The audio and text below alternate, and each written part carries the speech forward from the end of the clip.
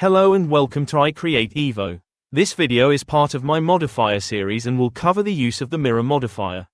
Stay tuned to the end for a helpful hint when insetting when mirroring. If you are into 3D modeling, animation and visual effects, then consider subscribing. Let's get into this.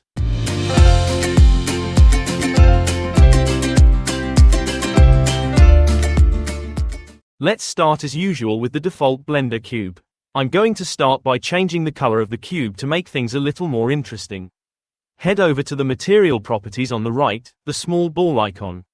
Click in the white box next to base color, then drag the picker to your desired color. Now switch to rendered view in the top right corner of the layout workspace. Let's add the mirror modifier. Go to the wrench icon, which is the modifier properties menu, to the right. Click the Add Modifier button, then select Generate, then Mirror. I like to make sure that my object is pointing in the correct direction, so I select the front view to see what axis points through the front of the object. I move off the front view to confirm the axis. As you can see, the y-axis is going through the front of the object. This means that I should mirror across the x-axis, keeping in mind that the -y direction is to the front of the object. Now we can perform some modeling actions to see how the mirror modifier works. First, select the cube and then press Tab to enter into edit mode.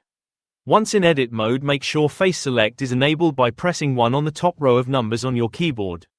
Now start selecting faces and extruding to see the effect. Select a face and press E for extrude, move the mouse and then left click to confirm the extrusion. Repeat the extrusion process until you are happy with the results. Here is a good tip when bringing parts to the center of the object. As you can see, when I grab the edge and take it past the center, it overlaps either side. This is easily overcome by selecting the checkbox next to clipping in the mirror modifier properties. Now when we grab the edge and move it to the center, it stops at the center and does not overlap. Have a go yourself. Press 2 on the top numbers of your keyboard to enable edge select. Select an edge that when moved will go to the center of your object.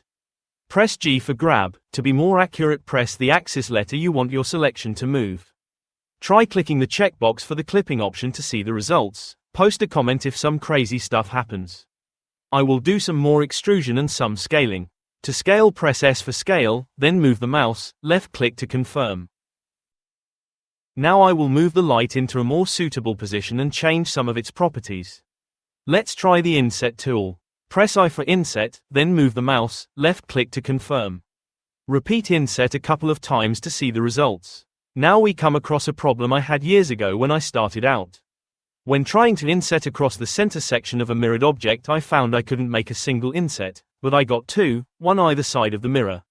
Don't worry, I have the solution. Stay tuned until the end. Let's make a quick Eevee render for fun.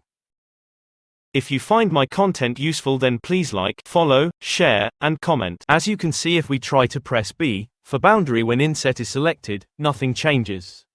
We are only able to carry out 2 insets rather than the desired one across the center. The solution is to delete the face in the center connecting the 2 sides.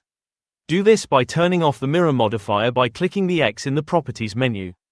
Tab into edit mode and select the center face. Press X for the delete menu, then select face. Turn the mirror modifier back on by selecting the X-axis again. Now select the face, press I for inset. It looks like nothing has changed, but press B for boundary. The inset select will change to just a single selection. Now try the extrude to see the result. Now we have solved the problem. Let's do a final cycles render. Don't forget to like, subscribe, and hit the bell icon to be notified of my new content. Thank you for watching. See you soon.